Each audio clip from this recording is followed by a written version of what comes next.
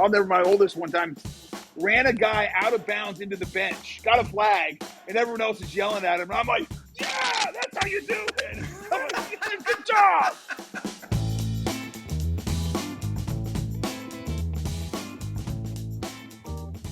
All right, listen up, everybody. I understand your obsession with takeout and fancy brunches and late night delivery. Luckily, so does today's sponsor. Food lovers meet the U.S. Bank Altitude Go Visa Signature Card. Now, with this credit card, you get 4 times the points on restaurants, deliveries, takeout orders, and dine-in brunches, lunches, or dinners. Plus, Altitude Go gets you 2 times the points on groceries, yes, even delivery, streaming services, and gas or EV charging station pit stops. Visit usbank.com/altitudego to apply and learn how you can earn 20,000 bonus points. You deserve a credit card that gives you more and more and even more. You deserve Altitude Go, NerdWallet's 2022 Best of Awards winner for Best Credit Card for Dining Benefits. Apply to become an Altitude Go card holder at usbank.com/altitudego. The creditor and issuer of this card is U.S. Bank National Association, pursuant to a license from Visa USA Incorporated. Some restrictions may apply. Hey everybody, what's up? Trey Wingo here. Welcome into another episode of Half Forgotten History, and we've got a great guest for you. A newly minted Hall of Famer who was the stalwart of his franchise after they drafted him. His career didn't go as long as he wanted, but his impact cannot be overstated on that franchise. I'm talking about, of course, Jaguars offensive lineman and left tackle Tony Boselli. We talk about his journey from USC to Jacksonville, what it was like playing in Jacksonville when the Jaguars were, good and not taking the first pick in the draft back-to-back years, plus maybe a little beef he has with Adam Schefter. And we'll let him fill you in on that. So enjoy our conversation with Tony Boselli. Let me begin by giving you a comparison. I think when I think of great players in the NFL, especially Hall of Famers, longevity is normally the thing. Are you okay with being the Terrell Davis of offensive linemen? No doubt about it. Hall of Fame career, obviously cut short by injury. Yeah, I have no choice because they're not going to let me go play again. I know that. Trey, I've always said during this process is my career is what it was. And I think, trust me, there's nobody on planet Earth who wish it was longer. Yeah. It killed me when it was over. But I got hurt. I had a bad surgery that didn't work, made it worse, and the rest is history. So, yeah, hey, I'm happy. Put me in the category of, the guys that had short careers. I'm good with that. And there's a handful of us, and if that's the category I'm in, but at the end of it, it says Hall of Fame, I'm good. Yeah, I mean, if you are with Terrell Davis and Gale Sayers, I mean, that's pretty elite company, right? That's about as good as it gets, Tony. I mean, that's those guys could run the rock. I'd be happy to block for them and would have been very happy if they were behind me. So I think also, and Trey, you know this, you've been around a long time. At the end of the day, I think people always say, hey, like when you watch, you know whether that person's a Hall of Famer or not. Like exactly. If Aaron Donald quit right now and never played another snap, I think he's played 8 years. I think I got that right. I mean, come on. He's a first ballot Hall of Famer. I mean, what are we waiting for? Like, no brainer. Now, longevity is part of it. And I think having the ability, I always say, having the ability to play a long time, it's 3 things. 1, you have to be good. 2, you have to get lucky in this game because stuff happens that is out of your control. And then 3, you got to have some good DNA. Sometimes, some ligaments are stronger than others, and, just you get the break. So, but longevity should be a part of it. But I also think there's guys, and obviously I'm biased, that had shorter careers but dominated and were the best at what they did. There's no question about that. And we'll get to your NFL career in a minute. But I always love figuring out or hearing from guys, when did it click? Like for you, was it in high school? Was it when you got to USC? When did you say to yourself, was there a moment like, hey, I can do this at the highest level? Was there a practice, a play, something a coach said that made it all click for you? Well, I wanted to play the game ever since I can remember. I mean, I've told the story a couple times. My dad lied for me to go play padded football because you had to be 9 in Boulder, Colorado, where I grew up. I was only 8, and I was driving me crazy, and I wanted to play. So I always wanted to play, but I'll be honest with you, I was a big Bronco fan, and was it a dream to play in the NFL? But more than anything, I wanted to play high school football. Like, that was the big deal, Friday night football. Yeah. And I remember my senior year, I was pretty dang good, and all of a sudden I got all these big colleges coming, and I'm like, holy cow. Like, USC wants me to come play football for them, and they're going to pay for it? But I think it's when I got there, I knew, I think I could be pretty good at this. And I had a great offensive line coach, John Matsko, who's now he's the Washington Commanders offensive line coach. He was with Ron Rivera at Panthers before that forever. And so my first 2 years, my redshirt freshman year, I was all Pac-12, well, all Pac-10 back then. And that's when and people were starting to tell you, like, hey, you can do this. And I was competing against, great players at USC, great players in the Pac-10, and having success. And I'm like, all right, I might have a future in this game. So USC, for those that aren't of our vintage, for lack of a better term, there was a thing about playing at USC, student body right. If you went to USC, there were two things that they were looking for all the time: great running backs and great offensive linemen. Like that was the standard at USC. We're going to run the rock, and we're going to run it behind these behemoths. So what did it mean for you as a high school kid, knowing that you're playing the offensive line, that they wanted you? It was huge. I mean, because SC, just the brand and the tradition. Yeah. I remember walking in the first time. Two things caught my eye. And I knew within an hour of being on campus, I was going to school there. One, they drove me by the pool, and I saw the co-eds at USC. I'm like, I like that. And I ended up recruiting by any means necessary, Tony, by any means necessary. And I'm like, I like this part. And I ended up marrying a song girl who's still my wife today. And then the second thing, I walked into Heritage Hall, and all the Heisman trophies were there. And they had this video where you could hit like historic moments of college football in USC. And I remember just sitting there mesmerized. I'm like, holy cow. Like, to be a part of the Trojan family and a part of USC football was an honor. And those two things, and then you start learning the history and the great players. I mean, think about Ron Mix, Ron Yeri, Anthony Munoz, Bruce Matthews, and now to add my name to that list, that's 5 great offensive linemen. 4 of them played only tackle. Bruce Matthews played anywhere he wanted to. He played center guard or tackle and made all-pro. Yeah. And so, there's a history there, and to be a part of that is it was amazing. It was great. I'm glad you brought up Bruce Matthews, because I don't think people really understand what a freak he was, right? Like, if you go look at Bruce Matthews' career, he never missed a game. The only thing that stopped him from playing were 2 player strikes. That was it. And people didn't know this about Bruce, and you probably did. He was the emergency quarterback for the Tennessee Titans. And before that, the Houston Oilers. Like, if the shit went sideways, they were going to line up Bruce Matthews under center to play quarterback. Trey, he was a great athlete. I mean, any guy who can play any of the 5 positions. Now, I always felt like I could play anywhere on the offensive line. Right. But with that said, I don't think I could play at the level that Bruce Matthews did. He was Pro Bowl, all-pro center, guard, tackle. Like, when they were struggling, I can't remember who they were playing. I remember, and I think it was before I got in the league, but I remember watching a game, and, he was playing, it might even been the playoffs. It was with the Oilers, the Houston Oilers. He was playing left guard. Their left tackle was struggling against a really good pass rusher. I can't remember who it is. Like, midway through the game, they said, okay, we're going to change. Bruce, you go play left tackle and move someone else to guard because their best players out there. It's like, what do you do? I mean, so he's one of the unique guys, if you look at his career, who played forever. Yeah. Something about those Matthews, something good in the, Oh, my God. Their DNA is ridiculous. Yeah, something that's in the water that's pretty good in that family.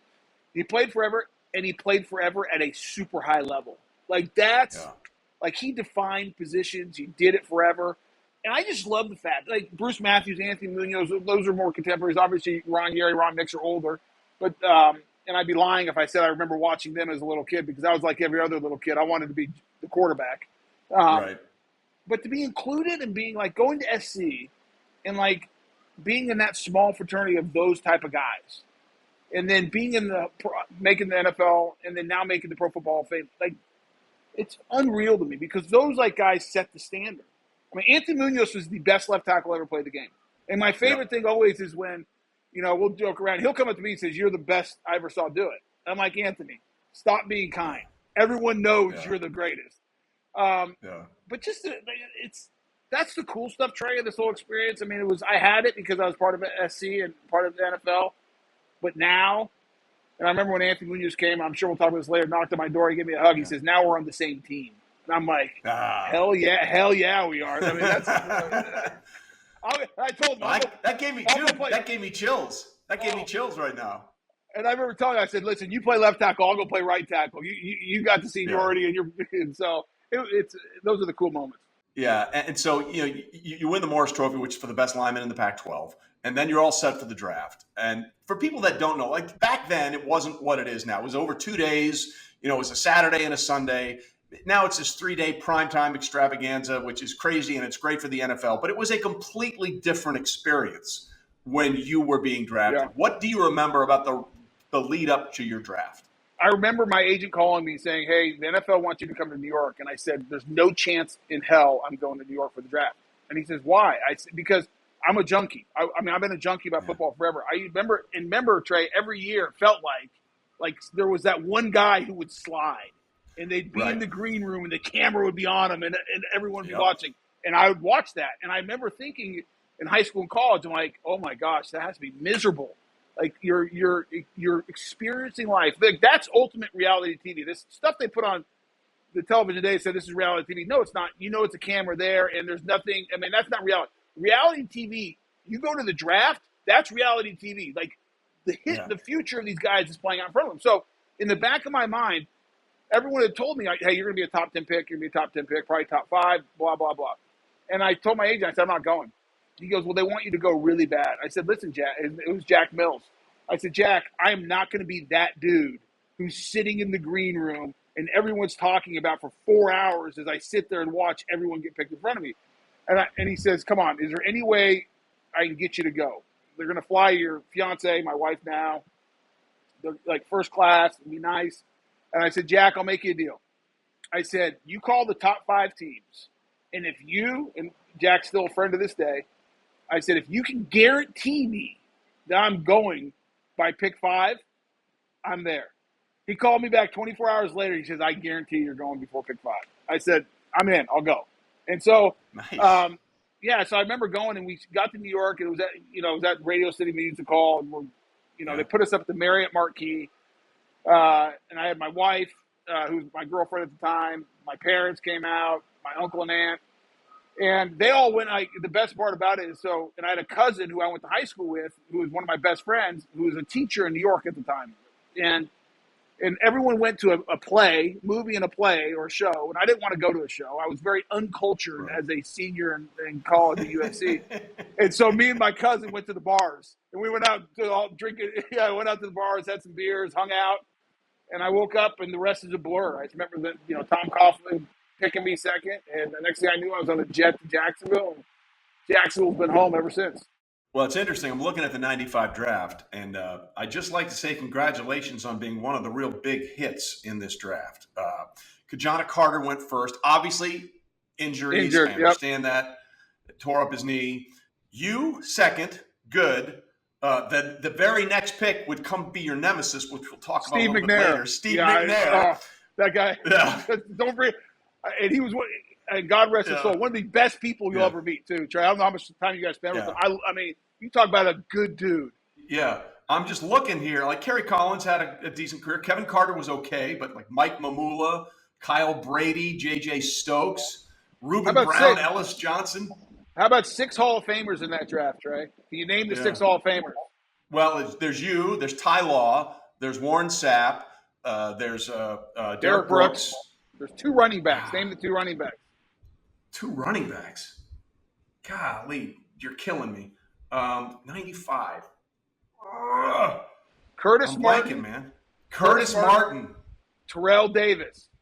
TD. Oh, my God, TD in the 6th round. We just talked about Terrell Davis. All right. That's a 2-pod penalty on me for not remembering that one. Okay, so while we take our first break here, when we get back, we'll talk about the assimilation in Jacksonville. And yes, we'll have to bring up that one season where you guys beat everybody except the team quarterbacked by Steve McNair. We're coming back on this episode of Half Forgotten History with Tony Boselli right after this. It is a scientific fact here at Half Forgotten History, we have the smartest listeners around. And we want you to be smart with your money too, because that's kind of a big deal.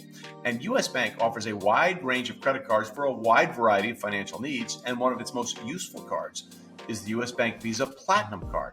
With a low introductory APR for 24 billing cycles, this card is a tool for getting ahead.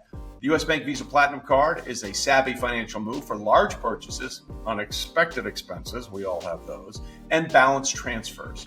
And with the ability to customize your payment date, this card really gives you control and flexibility over your financial future. Apply now at usbank.com/platinum. With the US Bank Visa Platinum Card, you can be worry-free for the next 2 years. And to see if you qualify for the best introductory APR out there, visit usbank.com/platinum. Limited time offer. The creditor and issuer of this card is US Bank National Association, pursuant to a license from Visa USA Incorporated. Some restrictions may apply. All right, back with Hall of Famer Tony Boselli on this episode of Half Forgotten History. So you go to Jacksonville really when they're just coming into the league. And when did you realize that Tom Coughlin and what he was going to do was going to work in the NFL? How quickly did you, because everyone has their Tom Coughlin story, right? Yeah. 10 minutes early, is on time, all that kind of stuff. When did you think, okay, I think what this guy's trying to do is going to work here? I didn't think probably until the end of 96 when we made the playoffs, because in 95 was a blur. I mean, you're a rookie. It's nuts. He's crazy. He's demanding. I mean, Trey, here's a perfect example. We were full pads Wednesday, Thursday, full speed. Yeah. We were in pads on Friday when everyone else is doing a glorified walkthrough, and he was unmerciful.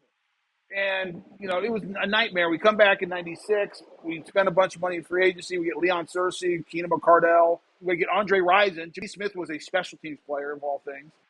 And halfway through the season, we're 4-7, or 3 quarters almost, 4-7, and we had just cut Andre Rison, who was one of the most popular guys on the team as far as locker room, because he refused to run the right routes. I think everyone liked Andre Rison in the locker room except for Mark Brunell, because he would never be where he's supposed to. And I'll remember that day forever. We're in the locker room.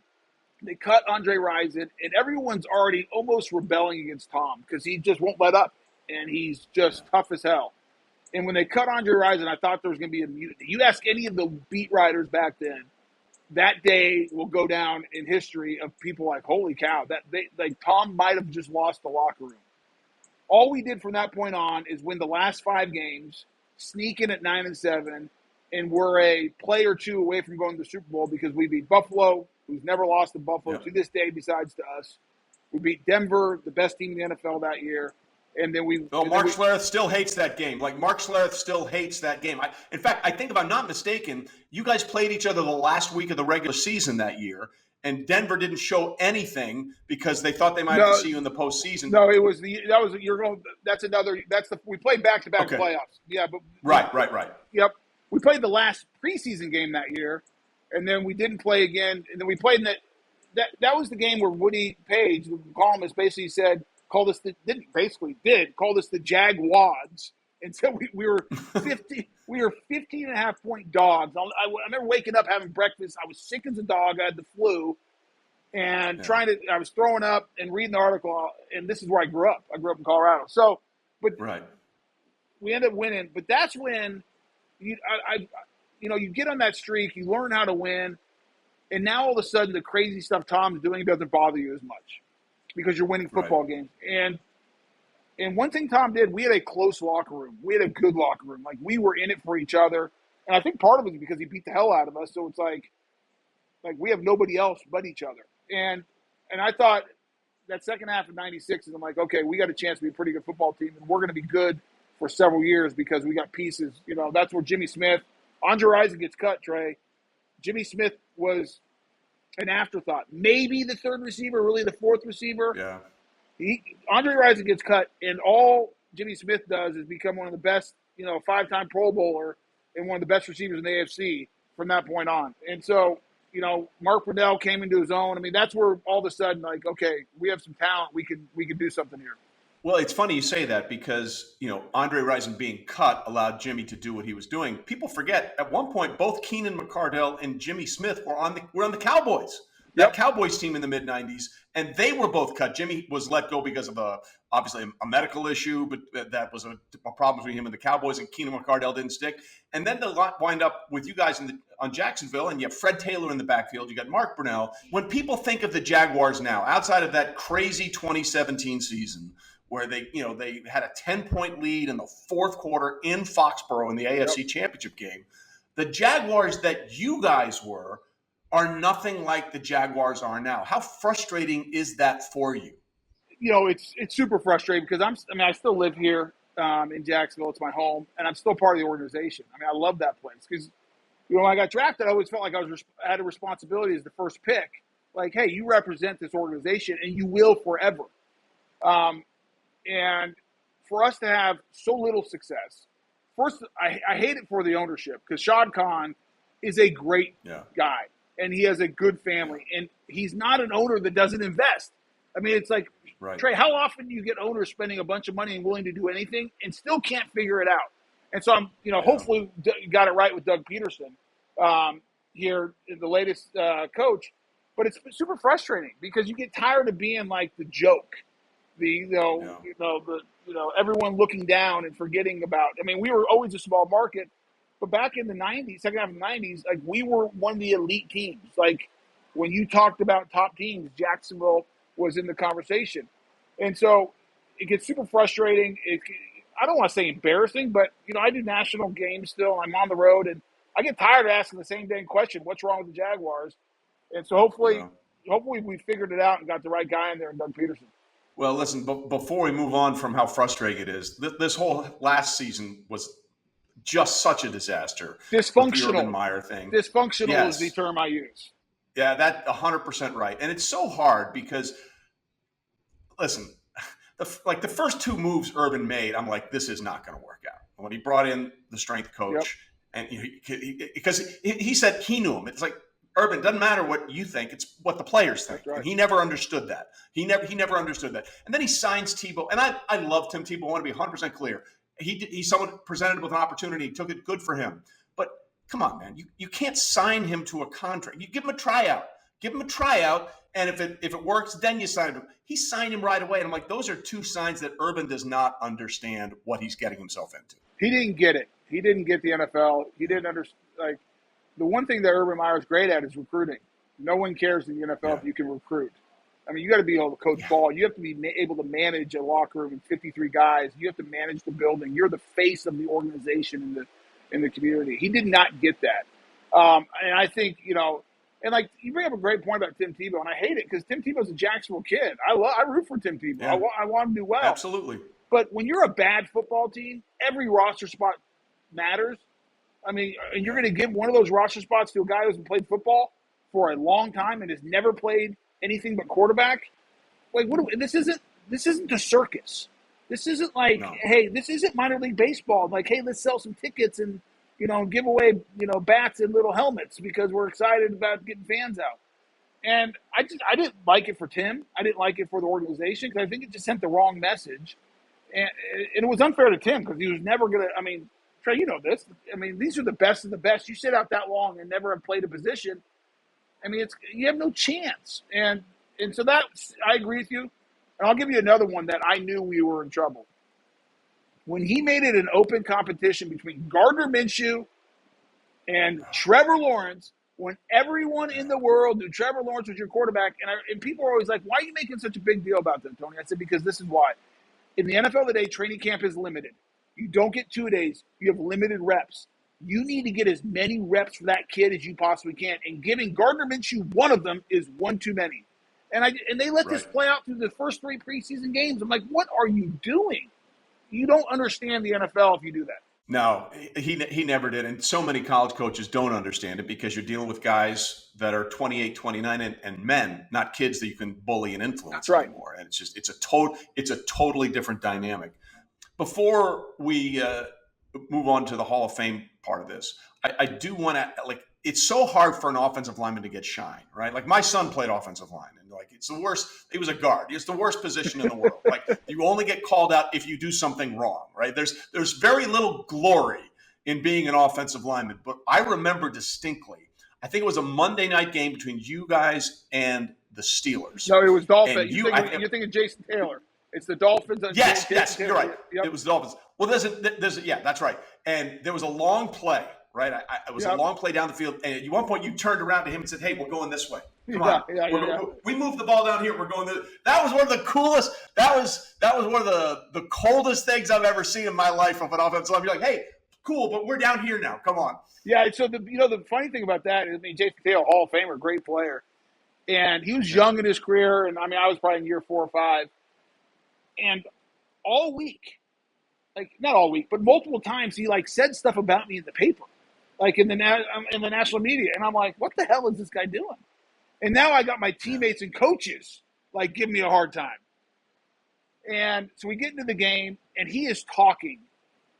And Jason, now he's a friend now, but he was talking from snap one, Trey, talking just mass stuff, and he wouldn't shut up. And so I was pissed. And what I didn't realize though, it was when Dan Dierdorf was doing Monday Night Football that they were highlighting this matchup. And so I got a personal foul because I had blocked him and he was on the ground. I went and gored him. I was trying to physically kill him, every snap. And he would not stop talking. And so I was just I was beside myself. And that was at the end of the game. It's a long pass to Keenan McCardell. And, he had done nothing that game. I had a good game. I had a good game against him. And he would never stop talking. So that touchdown sealed it. It ended the game. And I'm jogging. And it wasn't like it was planned. I just turned around and see him kind of jogging with his head down. And I just, out of nowhere, started going, come on, come get some more of this. Let's go. We're down here. And I had no idea, though, that, ABC had the highlight of me and Jason Taylor's battle.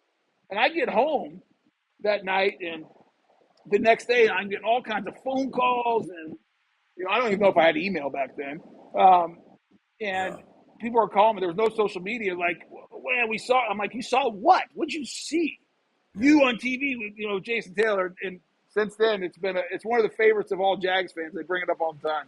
Oh, it was absolutely a classic. And you just said something there that I think is why so many guys like to play offensive line. Obviously Mark Schlereth is a really good friend of mine. Damian Woody is a good friend of mine.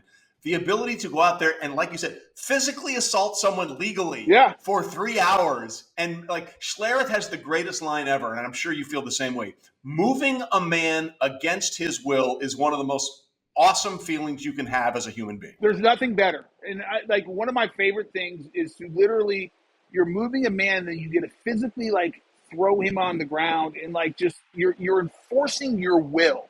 It's it's his will against my will, and at the end of the day, only one of us is going to win. And when you win that battle, and it's 70 times in a game, there's not many better feelings. And back then, the game's changed so much. You got a guy if you got a guy in the ground, Trey, you could go after him. It was hey, this is not over until the whistle blows. There's no unnecessary defensive player. It's the ball snaps, it's a war, and we're not going to call anything until the whistle stops. A lot of the stuff that Stink would have done, and I did, David Woody. You might get thrown out of the league for doing that nowadays. Yeah, but it's still it's the best. As a father, as I'm a skinny dude, and my son was, he was about 280 when he played in college. To see him push people around, I was like, yeah, go get somebody. I felt like I was living through him. My oldest boys both played football and played in college, and one was an offensive lineman, one was a tight end. And I used to just sit there, and when they would dominate something, I'll never. My oldest one time ran a guy out of bounds into the bench, got a flag, and everyone else is yelling at him. And I'm like, yeah, that's how you do it. I'm like, yeah, good job. Right out of the blind side. Yeah. Oh my God. Was there a guy when you played that was awesome, that was really, really good as a defensive lineman, linebacker, whatever, that you just had his number? That he may be borderline Hall of Fame, whatever, but you knew whenever you saw that matchup, I got this guy. So, Trey, it's interesting. That's a great question. Usually people ask me, is there one who gave you the most issues? And that's an easy answer for me. Yeah. John Randle gave me the most issues. I'll never forget. Speaking of yapping. Yeah, it was a miserable night for me. And this is how I explain it. And people say, well, I watched the game. It wasn't that bad. It was bad because I was never comfortable. I always prided myself. Yeah. I could get into a game And no matter what, I don't care who I was playing, the great Bruce Smith, who's like everyone talks about Aaron Donald, the greatest defensive player ever. He might be. But don't forget about Lawrence Taylor, and don't forget about Bruce Smith. And I played against Bruce Smith.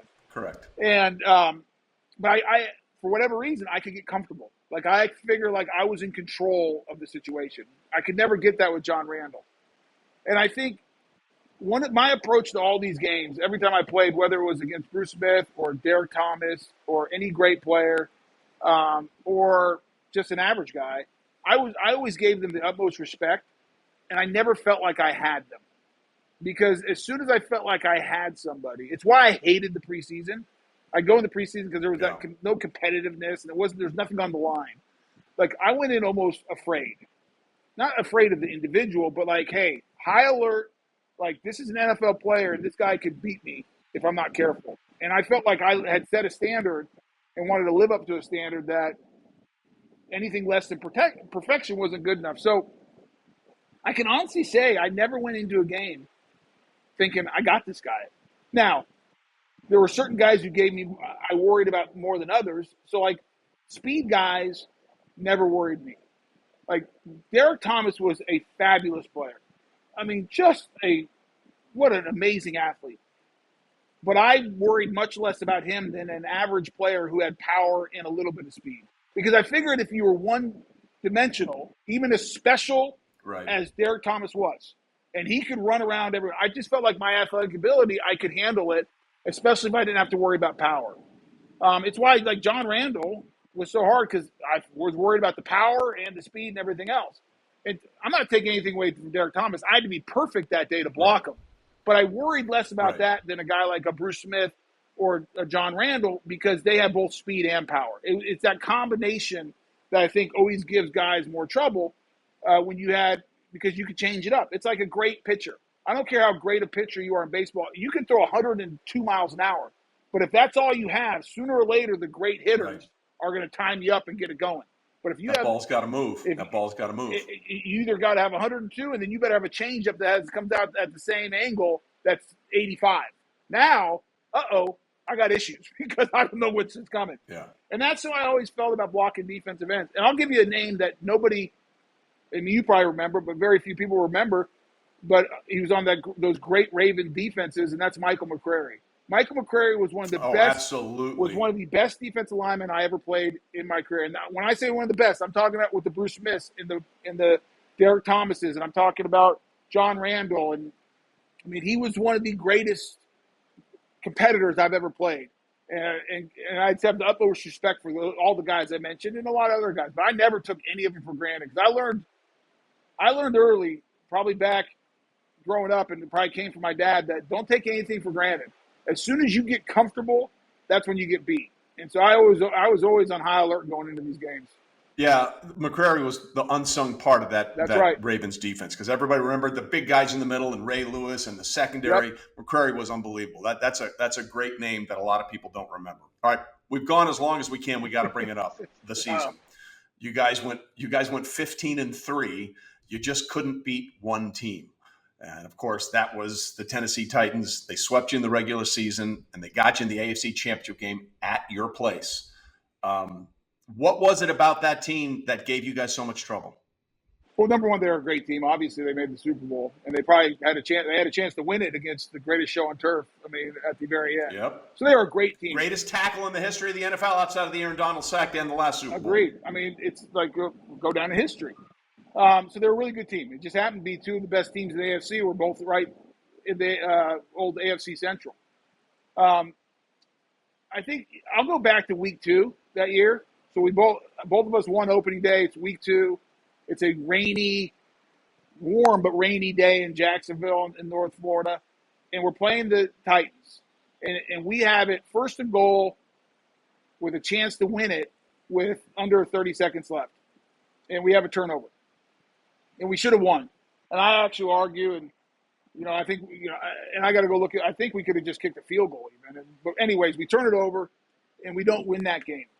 And we should have beat them. I mean, we were controlling the game. And I think if we win that game, it's a completely different story I mean, obviously, we never lost again until we played them on the day after Christmas. But I just think it changes, kind of changes how you feel. Because then we go up to Tennessee, day after Christmas. We travel Christmas Day, and they blitz us. Mark gets hurt, gets a concussion early. We can't tackle Steve McNair or Eddie George. And Frank Wycheck is running down the seam on us. And that got away from us early. And so now all of a sudden you're in the AFC Championship game and they beat you twice, and we jump out on them early.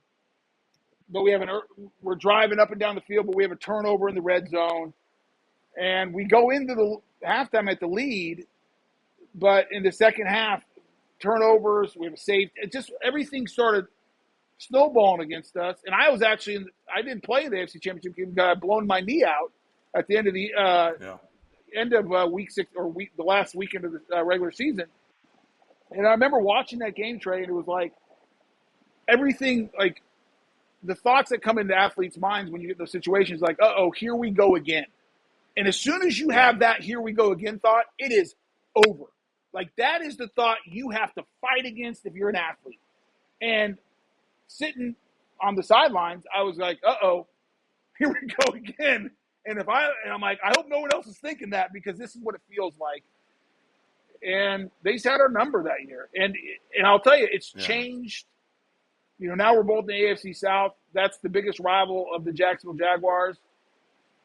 And they've had our number for a while. We haven't won up there since 2013. Obviously, we've not won a lot of places since in the last 20 years. But Tennessee has our number. And I think we need a year where we go sweep them and dominate them, just like change the course of history. Because that right now, I need to erase that. And the only way you erase that is you get to the Super Bowl. Otherwise, that's all anyone's going to talk about in Jacksonville. Well, it's funny because, and again, we'll leave it here, because the week before you guys played them in the AFC Championship game. The Dolphins. You beat them 62-7. That was Dan Marino's last game in the NFL, and you took his soul 62-7, and then they took your soul the very next week. So, Trey, I got another trivia for you. And I think it's 3, but I'm going to say 2 for sure. Name the 2 Hall of Fame quarterbacks whose careers we ended. Well, Marino's one of them for sure. Career? I'm trying to think. Oh, that was stupid. Never mind. Was it Jim Kelly? Jim Kelly. We knocked him out in the fourth quarter with a concussion. I hated seeing him go out. That was the last time he ever played. Good night, everybody. That was it. And then I'm pretty sure, and I got to go look this back up because I can't remember if in 99, we played the 49ers opening day and just killed them. I mean, just blew them out. And we knocked Steve 41-3. And we knocked Steve Young at the end of that game with a concussion. I'm not sure he came back the rest of the year, if I remember right. Yeah, he might have, but I'm not. You're right. Was that a Monday night game? No, it was a Sunday afternoon game. It was opening weekend. Okay. I got to go look up. Anyways, but back. I mean, you talk about 2 different. Like you have the Dolphins, who, by the way, they weren't that good that year. That was the end of Dan. I mean, he was older.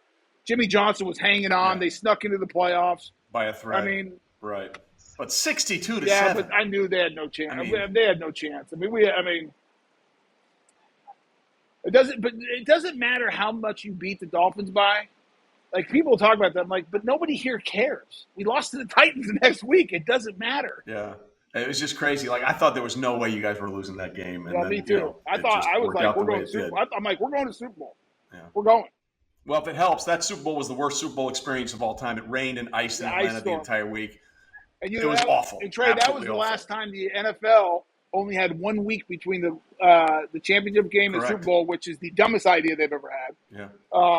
Yeah. And it was icy, and all kinds of bad things happened for people in Atlanta. Yeah. And so a lot of bad things happened. A lot of bad things. That's a whole other show, man. Yeah. Tell you what, why don't we take our second break? We'll come back and talk about the weight for Tony Boselli. And I'm not talking about like 300 pounds. We're coming right back on this episode of Half Forgotten History right after this. It is a scientific fact here at Half Forgotten History. We have the smartest listeners around. And we want you to be smart with your money too, because that's kind of a big deal. And US Bank offers a wide range of credit cards for a wide variety of financial needs, and one of its most useful cards is the U.S. Bank Visa Platinum Card. With a low introductory APR for 24 billing cycles, this card is a tool for getting ahead. The U.S. Bank Visa Platinum Card is a savvy financial move for large purchases, unexpected expenses, we all have those, and balance transfers. And with the ability to customize your payment date, this card really gives you control and flexibility over your financial future. Apply now at usbank.com/platinum. With the U.S. Bank Visa Platinum Card, you can be worry-free for the next 2 years. And to see if you qualify for the best introductory APR out there, visit usbank.com/platinum. Limited time offer. The creditor and issuer of this card is U.S. Bank National Association, pursuant to a license from Visa USA Incorporated. Some restrictions may apply. All right, back with now Hall of Famer Tony Boselli. So when you hung it up after that 1 year with the Houston Texans, what were your thoughts on the Hall of Fame? Like, what were your thoughts on, I'll get there one day? Yeah, I didn't think about it for a second, Trey. I was so fixated on I spent a year, 3 surgeries, 12 hours a day in the rehab of doing everything I could trying to play again. And so when reality hit me that my shoulder was never going to work again, it still doesn't work to this day. I can laugh now, but it was more crying back then. I was depressed. I didn't want to get out of bed. Thank God I have a great wife who, hung in there and encouraged me, but I was devastated because I felt like I was never going to do what I wanted to do again, which I wasn't. What I loved was the game of football. I felt like I was letting down the Texans. They brought me in there to be a left tackle and to be who I was. So I felt like I was letting everyone down. And it was miserable. Yeah. I didn't know what I was going to do the rest of my life. I'm 30 years old. I felt like I was going to play another 5-6 years. And now all of a sudden I'm faced with the reality and the mortality of my football life is I'm dead. And so I didn't even think about the Hall of Fame. I didn't think about anything except for I was just searching for what's next and what am I going to do and how, can I remember praying, oh my God, give me a miracle, fix it. I want to play. Is there, what can I do? So I didn't probably really think much about the Hall of Fame until I moved back to Jacksonville a couple years later. And I remember one day I'm listening to sports talk radio. And maybe it was 3 or 4 years later, and Adam Schefter is on with 2 local guys. And the local guys brought up, their friends of mine, a guy named Dan Hicken and Jeff Prosser brought up, it was right around the Hall of Fame. They asked about me. What do you think about Tony Boselli? And Adam Schefter says, no chance, no way Tony Boselli ever makes the Hall of Fame. And I'm so bringing this up with him the next time I talk to him. This is the first thing he's going to hear. And so I remember I'm riding my car and I'm listening to this and I'm like, it hit me for the first time. I'm like, wow, I wonder if he's right. And I just thought about it for a little bit and I'm like, well, maybe he's right. There's nothing I can do. My career's short. And I remember and then fast forward the draft that same year or close to it, maybe it was a year later. And I'm watching the draft. And someone says, whoever the commentator says, they're talking about some offensive tackle. And they say, yeah, but he's no Tony Boselli. And then 3 or 4 years in a row, they kept on comparing, who was coming in to me. And I remember thinking, I was either really good at what I did, and now, so I'm set a standard. And they weren't mentioning other guys who end up being Hall of Famers. And so people started asking me, well, why do they keep on using you as a standard? Why aren't they talking about Jonathan Ogden or whoever, who, by the way, my contemporary, great player, amazing. He was Absolutely. At UCLA when I was at SC. We competed then. He was at the Ravens when I was at the Jaguars. The biggest human being. One of the largest human beings you'll ever meet. He makes me look he makes me look yeah, small. He has his own moons. That's how big Jonathan is. And he's great. But so all of a sudden people started asking me, and then I started thinking, I'm like, wow, I wonder if I will make the Hall of Fame. And then next thing you know, I'm a finalist one year, out of the blue. I had no idea. First I get a phone call and say, hey, did you know you made semifinalists? I'm like, I don't know what that means, but great. And then I get a call from the Hall of Fame saying, you're a finalist for the Hall of Fame 6 years ago. And I'm like, that's cool. And so each moment, Trey, it's it wasn't real at all when I retired. I was too fixated on trying to get healthy and mentally healthy. I wasn't mentally healthy. I was down. Yeah. And then you hear people like Adam Schefter, who I have nothing against. I love him. But the fact that he said it, next time, just remind him. Oh, I'm killing him. Tell him I'm coming looking for him. And then, and then all of a sudden people start bringing it up to me like, hey, you're a Hall of Famer. And I remember like peers of mine saying, you're a Hall of Famer. And I'm like, well, I don't know. They haven't put my name in there yet. But then the real weight comes when you become a finalist. And being a finalist 6 years, that's when it feels like it gets like, wow, is this ever going to happen? And I'm just glad it didn't take 7. I'm glad it only took 6 because it's a – Well, I mean – To me, the standard should be pretty simple. If you were voted on as a part of an all-decade team, like when you played over a 10-year span, you were the best in that position, like what's the argument? Like, why are we even having this discussion? That, to me, that should be the rubber stamp. Forget, 3-time All-Pro, 5-time Pro Bowler, all that kind of stuff, which is all great. But if they take a team for a 10-year span and said, you're on that team, that is, to me, signed, sealed, and delivered Hall of Famer. Yeah, and I think the other thing for me, Trey, is I think the other thing that I've always been proud of is the right word, but I always looked at it and I'm like, oh, it's interesting. So I was 3-time All-Pro and twice NFL Lineman of the Year. And think about the guys I played with in the era I played in. Willie Roth, Hall of Famer. Jonathan Ogden, Hall of Famer. Orlando Pace, Hall of Famer. Walter Jones, Hall of Famer. Early in my career, Gary Zimmerman, Hall of Famer.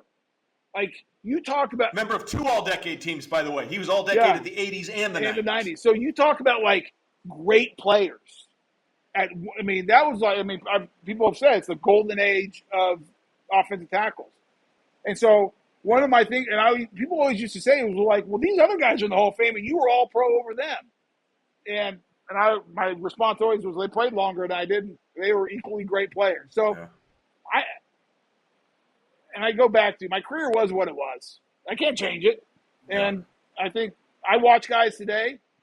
I remember saying when, you watch a guy like an Aaron Donald, Gronkowski, even before, his rebirth and coming back at Tampa. I mean, you look at great players, they're great players.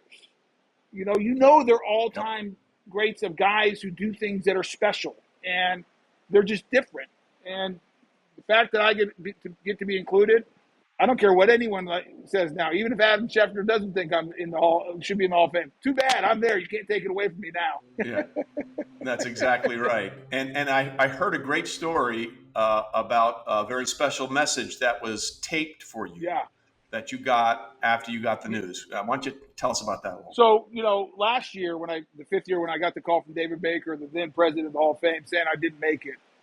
It was a weird year for me, Trey. I mean, I had COVID. I was in ICU. My wife had 2 cancer scares. And my dad was diagnosed with cancer in 2020. And so I remember I got the call, and I actually was the least upset I've ever been because I had so much other stuff going in life. But the one thing that bummed me out, and David Baker said, well, what do you think? I said, well, David, to be honest with you, I'm just disappointed because I don't think my dad's going to make it. And I don't think he's going to make it another year because the doctors have said, listen, it doesn't look good. And he ended up dying on Memorial Day of 2021 of cancer. And it bummed me out because I'm like, he was my biggest fan. He came every year to the Super Bowl, wanted to be a part of the Hall of Fame. And I knew he wasn't going to be there. So fast forward, obviously, I make the Hall of Fame. And on the honors night, we're sitting there, and the Jaguars and my wife hosted a big party at USC, right at Heritage Hall. It was awesome. The band was there, the song girls, all my friends. It was great. And at the end, they start running this video. And, it's my buddies and ex-coaches, and half my buddies are taking shots at me, making fun of me, that's what it's supposed to be about. We're laughing. It was great.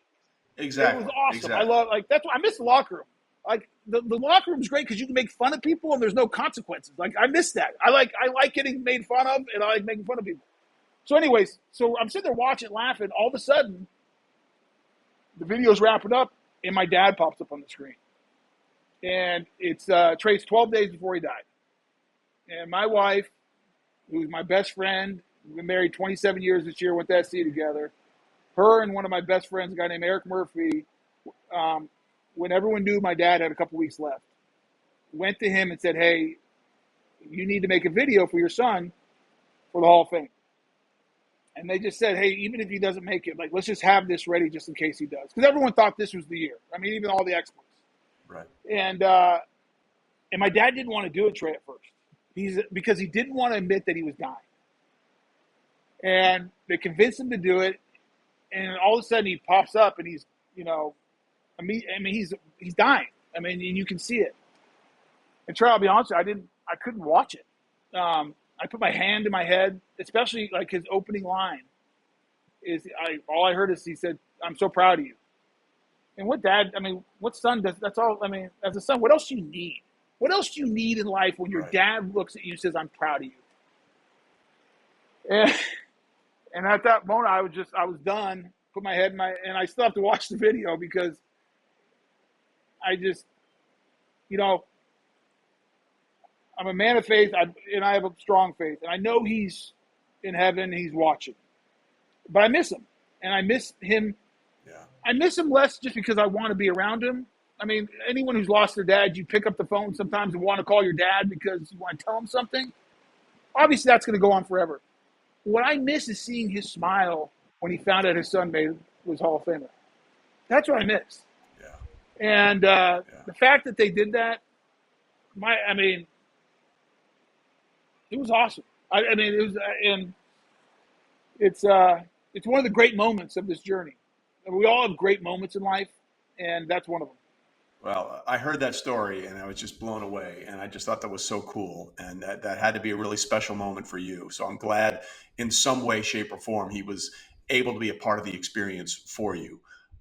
Your career was amazing. I really enjoyed watching you play, and for the next few drafts, I can promise you I'll be a part of. I'll say, yeah, he's good, but he's no Tony Boselli. I can promise you will hear that line out of my mouth.